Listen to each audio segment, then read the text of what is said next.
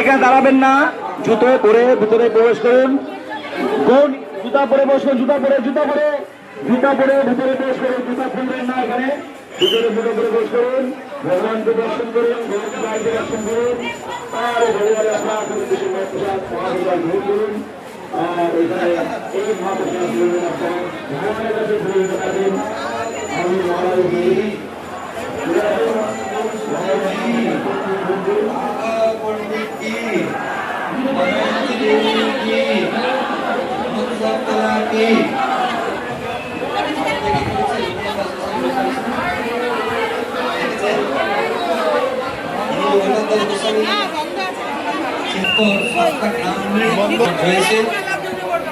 সেই আদিশক্তি গ্রামের জমিদার হিরণ্য মজুমদার এবং গোবর্ধন মজুমদার দুই ভাই।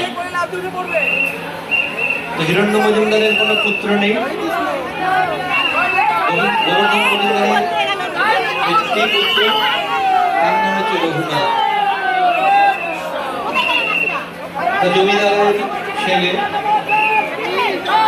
সেভাবে সুন্দর ভাবে পালন হয়েছে, কিন্তু রঘুনাথের যে অন্তরের ভাব এবং বাহ্যিক উভয় পরম বৈরাগী, বিষয়ে তার একটু মনোনিবেশ নেই, আসক্তি তো দূরের কথা,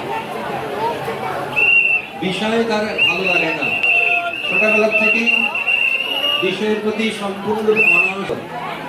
শ্রী চৈতন্য মহাপ্রভু তিনি যখন সন্ন্যাস গ্রহণ করে, কাটোয়াতে সন্ন্যাস গ্রহণ করে বৃন্দাবনের উদ্দেশ্যে যাত্রা করলেন, নিত্যানন্দ প্রভু মহাপ্রভু